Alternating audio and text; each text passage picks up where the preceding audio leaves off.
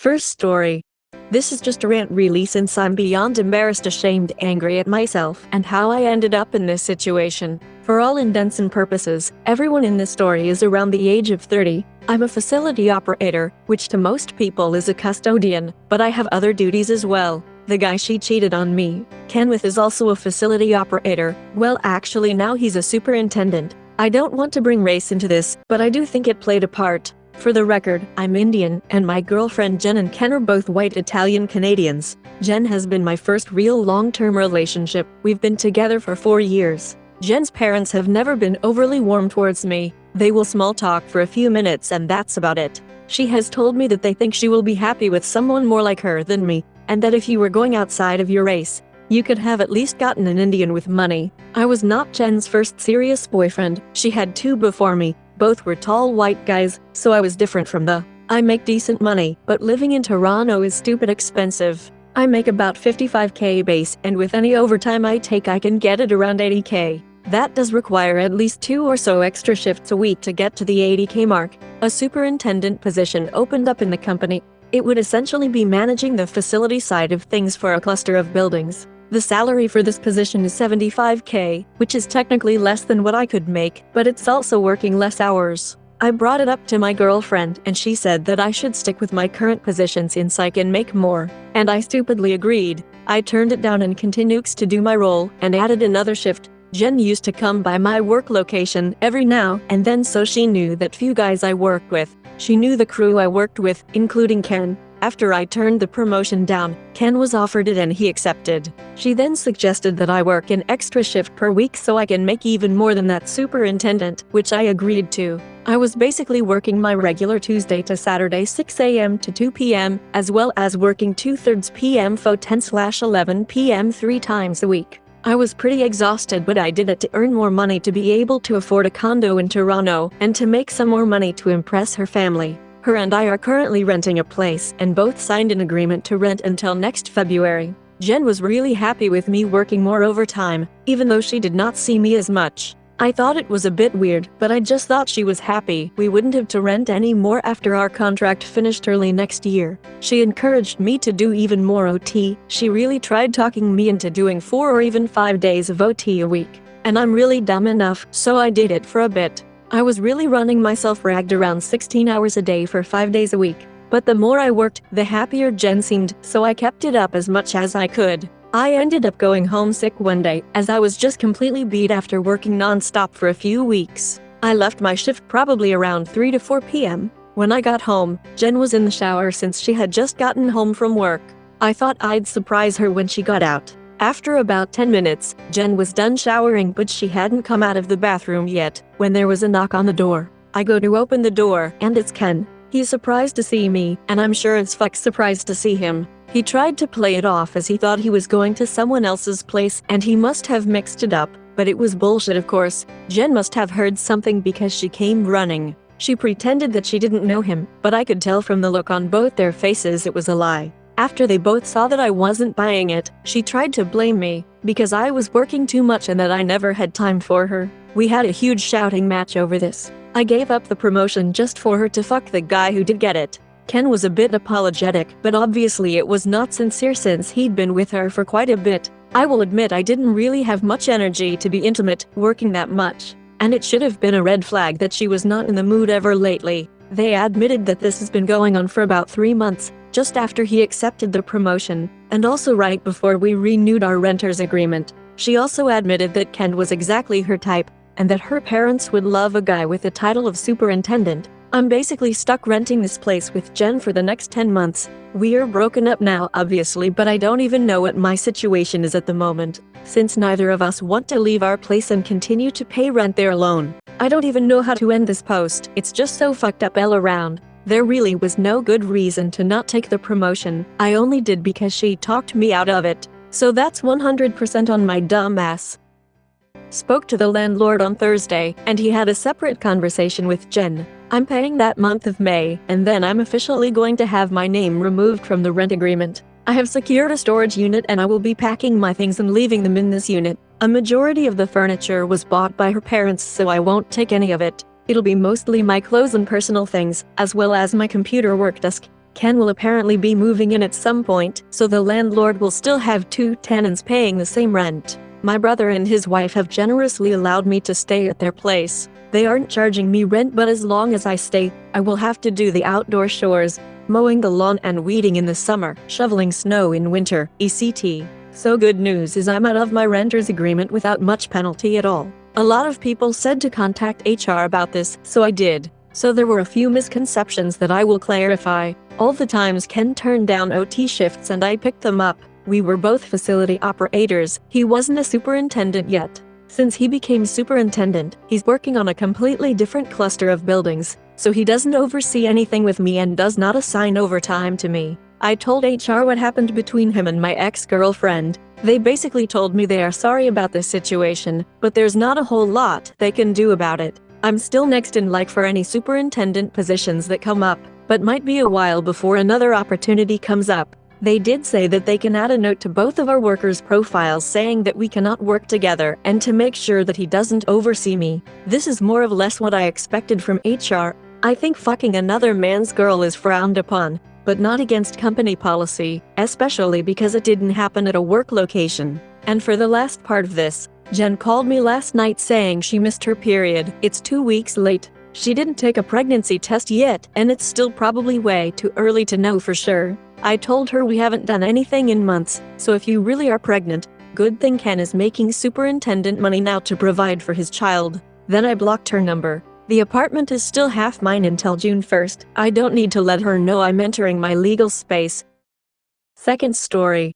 I don't really know where to put all this down. This seems like a good place. My wife and I have been married for 13 years. We've been through a lot together, most good. I thought we were in a pretty good place. I got sick recently and couldn't continue working for several months. That's when I started to notice slight change in her behavior. She'd spend hours every day submerged on her computer, playing games with her online friends. I don't have any problem with her hanging out with her friends, as it always seemed to make her happy. It was just the fact that from the moment she woke up around 2 p.m., all day, all night, and then all morning until about 7 a.m., just constant chatting and giggling and playing her games. The computer was in the living room of our house, so I'd usually be watching TV when she woke up. We'd have some pleasantries before she dove right in, headphones on and locked in. It was like that for over 2 months, and I just had to accept it, because anytime I brought it up it'd just be brushed aside. Now I need to mention there was one guy that she played with that she told me she had an innocent little crush on, and wanted to be able to flirt with him a little. It was just harmless fun, she said. I told her I was uncomfortable with it and she gaslit me saying I was blowing it out of proportions and it wasn't serious like that or anything. Just harmless flirting. I could always tell when she was talking to him because her voice would change, become more, I don't know, sultry? Well, a couple months ago she decided to take a trip across the country to go visit her friend, who she hasn't seen in a few years. I had no problem with it, obviously. I thought getting out of the house would do her good. She didn't work for the last several years. And even after I had to step down from my job, I've known her friend for years. She's a great person and married with a brand new baby. Nothing to worry about. So the day after she arrives, we're texting like normal. Maybe less than normal since she was with a friend. Come that night I was on Amazon looking for something and noticed in the recently purchased was a new vibrator that could be controlled via an app. My heart kind of sunk. She didn't mention it to me, and I've never seen it. Maybe she just got it for herself? Well, later on that night I was looking at photos on my phone, and I guess my phone is linked to her cloud, and the picture she was currently in the process of taking just killed me. She doesn't send pictures like that to me. Does always refuse. I called her and she didn't answer. Called again and nothing. I left a voicemail telling her to call me back. After a couple hours she finally did. I told her what I had seen and her response was just as bad as the photos. She didn't care. Not one bit. It seemed like she almost found it funny. That she's been thinking lately she wants to open the marriage. That she likes being with me, but she will continue doing whatever she wants regardless if we stayed together or not. That a part of her is glad she hurt me. I was just in shock. I didn't know what to do or say. 13 years. I told her I don't want to split, that we can find a way to make it work. She, of course, said she's still going to talk to this guy. In my shock I said that I hate it, but if that means staying together then fine. Stupid, I know. It didn't last more than a few weeks. We're in the process of a divorce now. I just wanted to vent, I suppose. Third story. Wife, 35F, of 9 years got caught cheating with our son's baseball coach. She was caught by me catching a text at my daughter's birthday party coming that said "I love you more." When I asked what that was about, she said it was a coworker she's been helping. Because we had all our family and friends there, I didn't push it. Later the next day she came clean and said that she's been in a relationship for 6 months.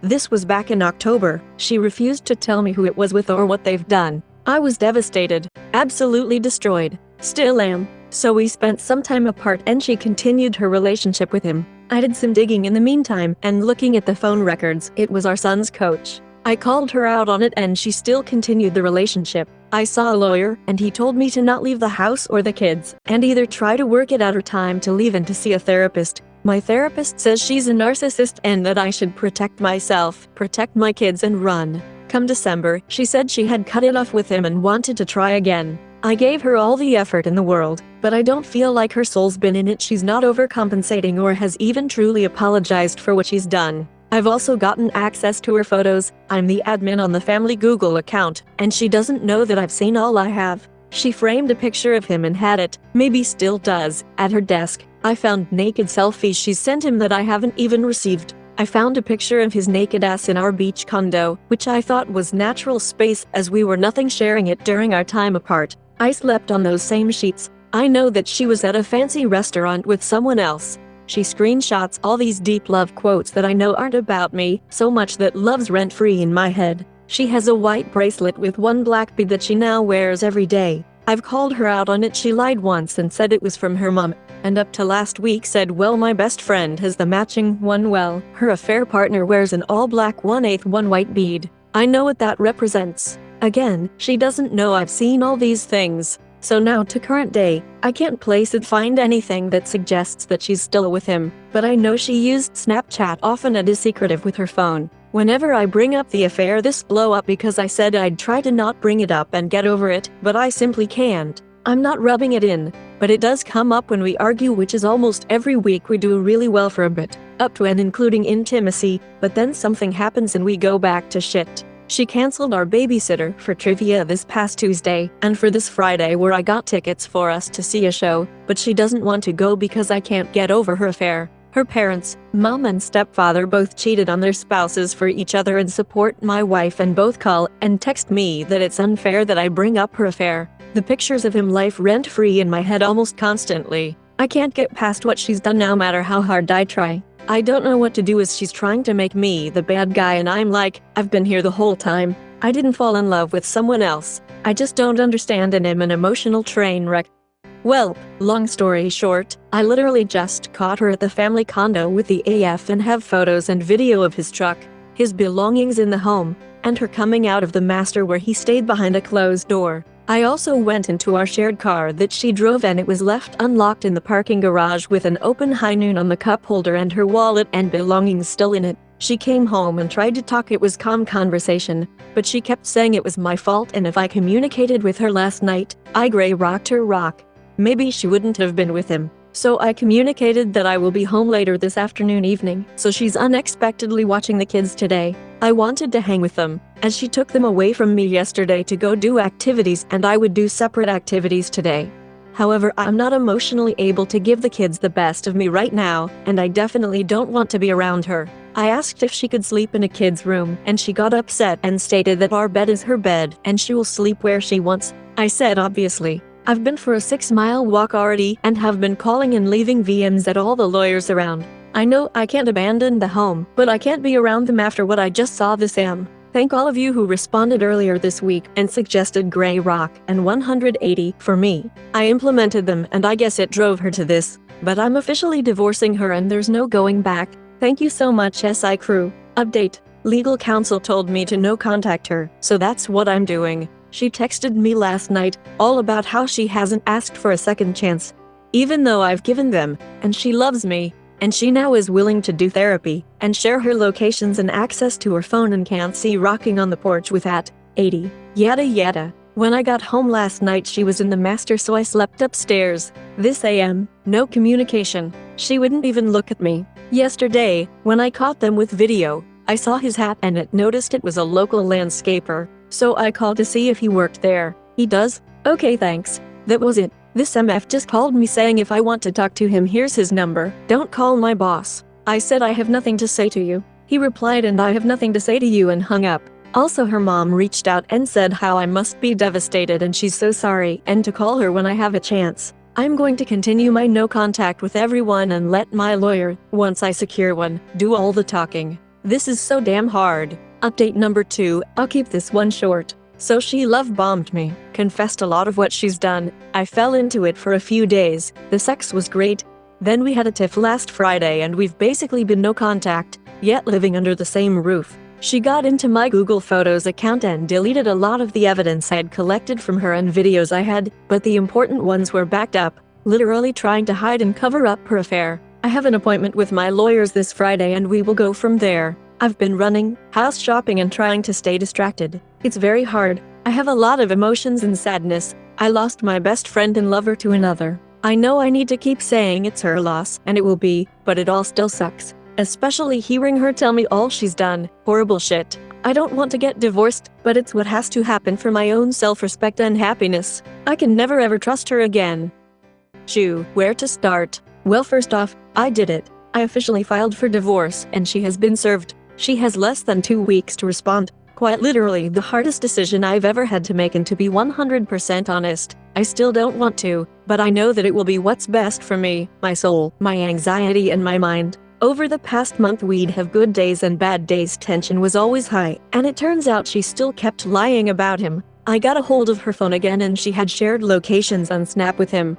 And when we were supposedly trying to make it work, she wouldn't even share that with me, her husband. And I had asked, and she changed his name in Snapchat so I wouldn't know it was him. Multi-levels of deception. She also had changed his name in her contacts to throw me off. Sucks for her. I know tech well, and am a bit smarter and clever than the average bear. On her birthday, we weren't getting along, so she chose to go spend time with him in the evening while I hung out without kids. Didn't tell me. Found out by searching her phone for his name. That same day, she had been texting her BFF and literally told her I was being annoying and said, "Why don't you just divorce me?" to her regarding me. In arguments, she'd text me to divorce her because I would express how I was unhappy and am struggling trusting her because she's been so shady. Everything from blocking me on Snapchat because she didn't want to see my snaps was her reason, to a crazy phone screen cover, to changing the lock code on our car. Both names are on it, but it's primarily hers. Just really odd shit, and then would also try to love bomb me and have me just go along with everything and be a good family man.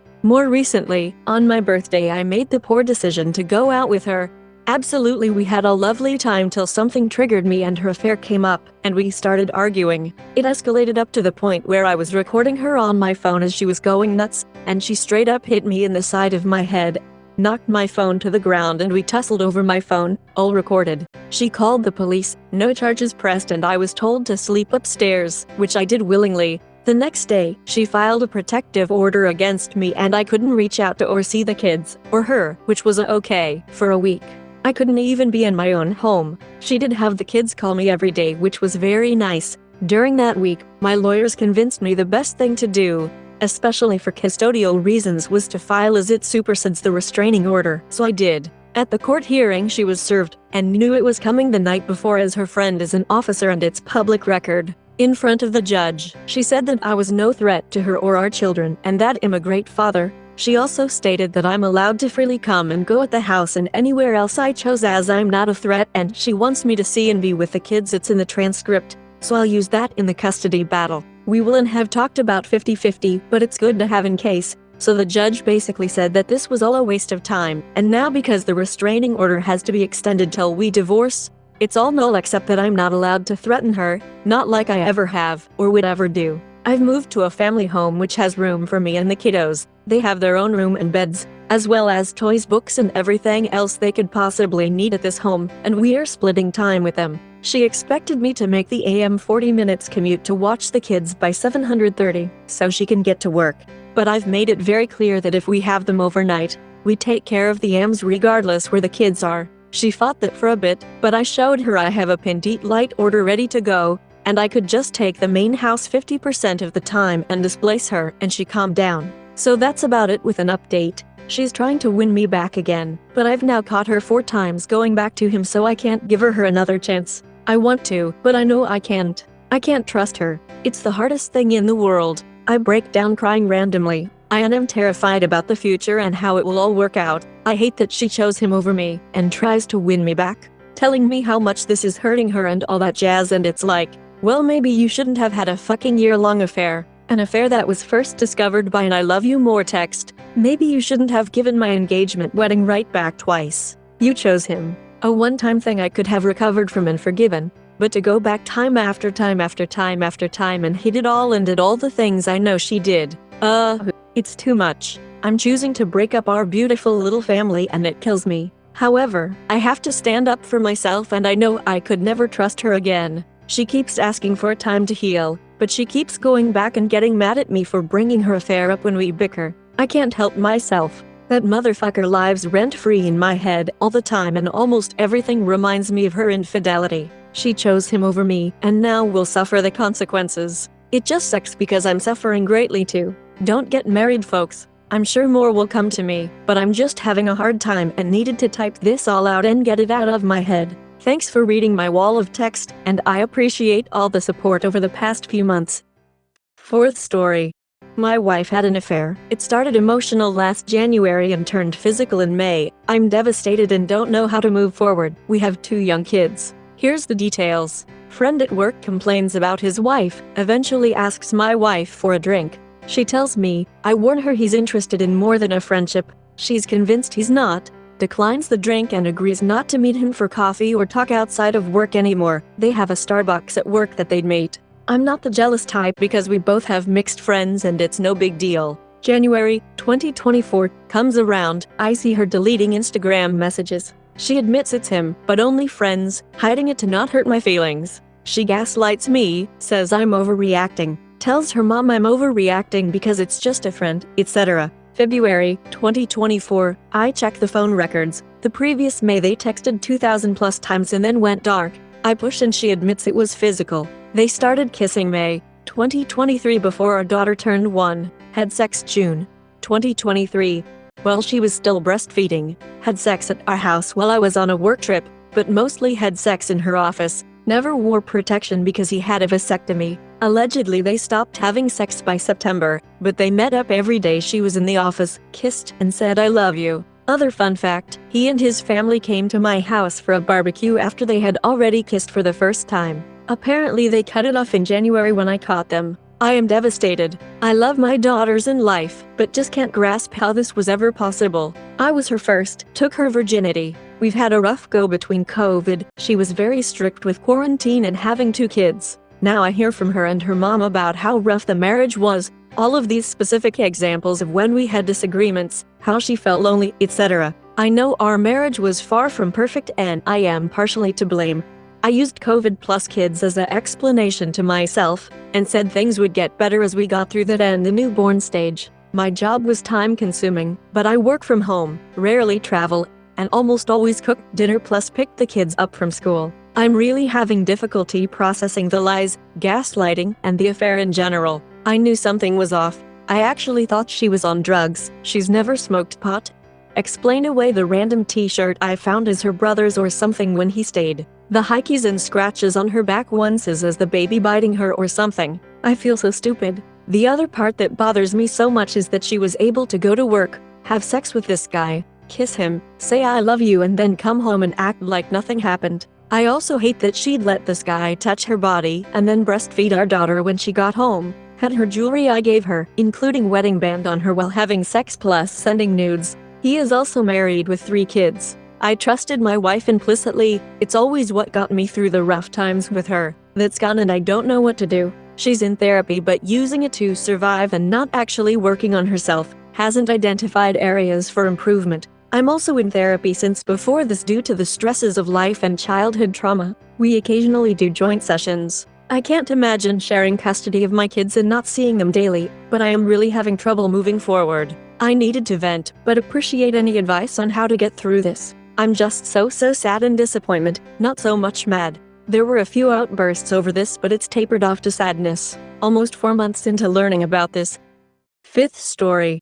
My 30M fiancé, 30F, has been texting her coworker very sexually for months now. I have been feeling a strong emotional and physical disconnect from her for months as well. I've brought it up many times, but it's always her hormones or stress, which I 100% agree. We both have very stressful, high-paced jobs and also 2 young boys, 5, 6. I decided I'll check her phone just to see. I've never felt a disconnect like this between us, and she always used to be all over me and over the top lovey and touched, so this is far out of character for her. Lo and behold, I see messages going back to February to her 47-year-old male married co-worker. It won't let me attach images, so I'll just try to highlight the main concerning texts, which is nearly all of them. It started off because she's into smut books, if you will, and he apparently writes smut short stories. She read him an excerpt from one of her book.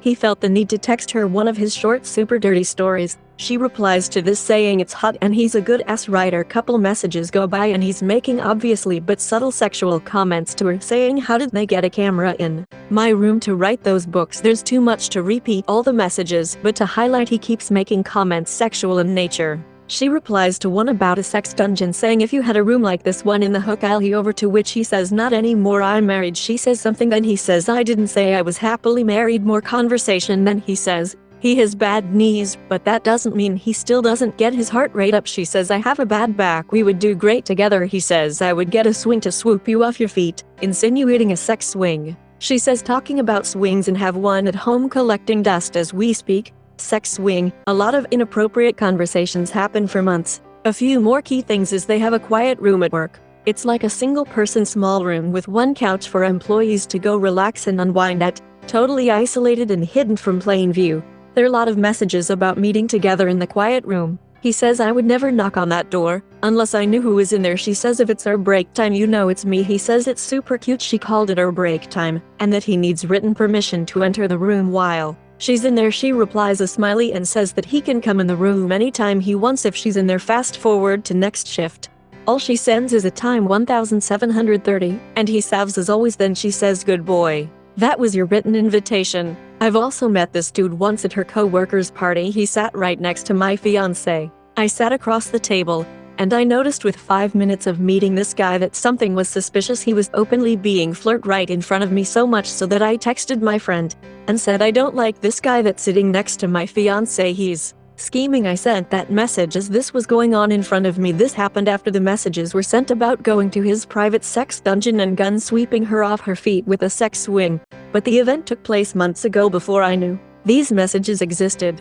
My fiance claims nothing has ever happened physically between them. The messages are leading me to highly suspect otherwise. She has no excuse other than she doesn't know what happened and what she was thinking. She's extremely apologetic and has him blocked now. I reached out to this guy's wife, and his wife has no idea about this whole situation and says that this guy has cheated me prior to this. Our relationship has been extremely healthy and she's was my dream come true. I never expected this. What would you do? Would you call off the wedding? I feel like this is cheating, and I know I will never be able to get over this and trust her again 100%. She's apologetic beyond belief, has blocked him and said anything I need she will do. She still works with this guy, and always will. I'll always have doubt about her now, and I'm worried she will do it again. If I wouldn't have caught it this time around, it would have continued for God knows how long, and probably went even further the way things were escalating. Is this cheating? TLDR, my 30M fiancé, 30F, has been sexually texting and meeting privately with her 47M married,